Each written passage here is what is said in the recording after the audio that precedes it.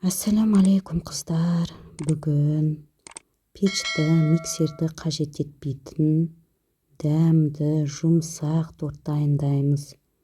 Менімен бірге болыңыздар. Видеоны соңына дейін қарап, қалай дайындалуын бірге көріңіздер. Қолжетімді заттардан дайындаймыз. Каналыма тіркеліп, лайк басып, комментария жазуды ұмытпаңыздар, қыздар. Алдағы уақытта қолжетімді заттардан түрлі нәрселер пісіреміз. Осылай пештің үстінде қызып тұрған табамызға медімізді саламыз. Соданы саламыз. Осылай көбік болғанша араластырамыз. Осылай аппақ көбік болады. Үстіне сары майды саламыз. Сары майды ертіп аламыз да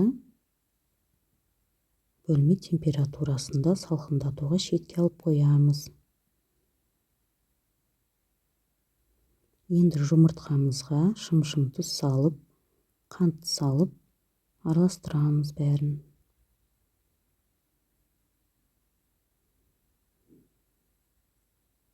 Бұл қоспамызға жаңа дайындап алған, салқындатуға қойған қоспамызды құйып үстіне араластырамыз.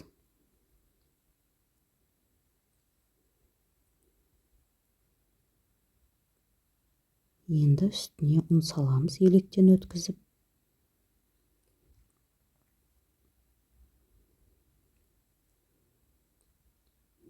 Араластырып аламыз.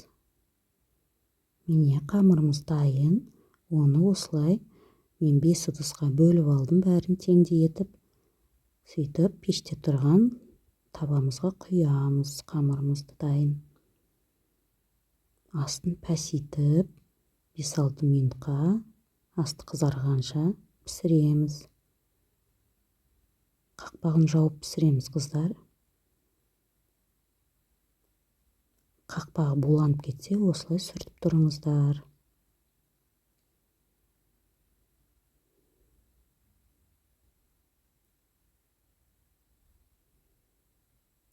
Міне коржымыздың асты пісті. Байқап, аккуратно аударамыз арғы бетін.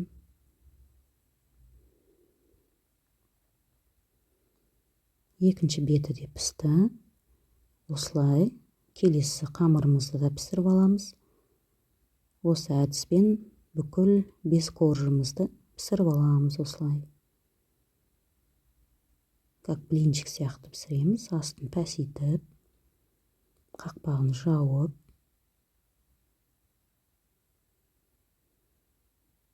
Міне корждарымыз дайын болды. Жұмсақ, әдемі корждар. Енді креміне қаймақ, вареную сгущенканы араластырамыз.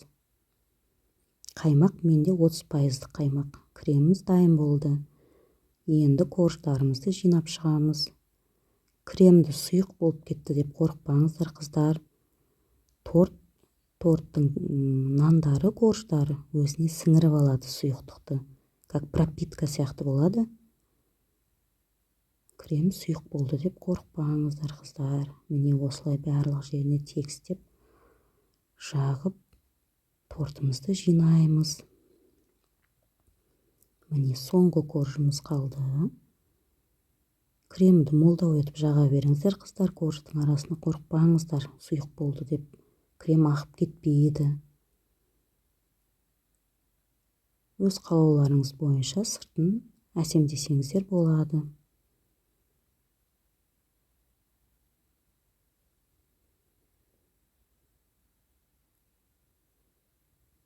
Осылай барлық жеріне жеткізіп, тигізіп, кремді жағып шығамыз.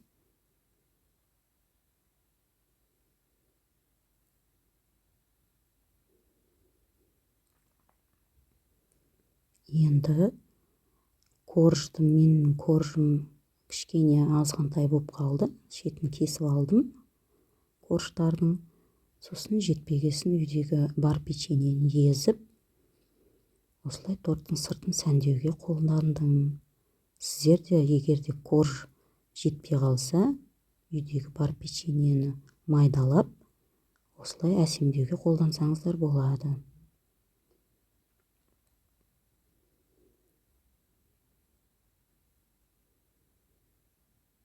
Міне қыздар, өте жұмсақ, дәмді, қол жетімді заттардан тортымыз дайын болды.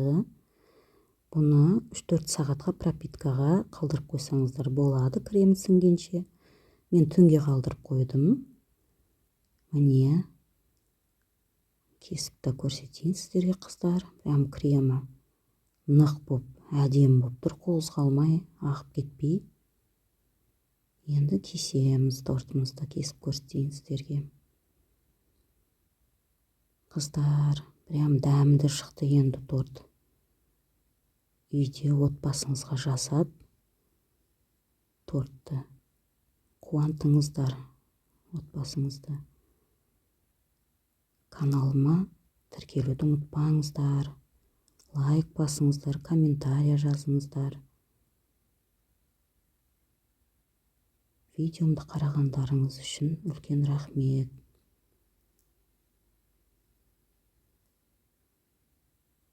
Міне қыздар, керемет торт.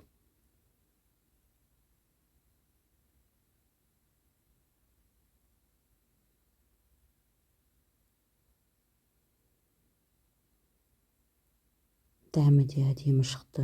Кремін қараңыздар. Сұйық болса да прям қозғалмай тұрады. Астарыңыз дәмді болсын қыздар.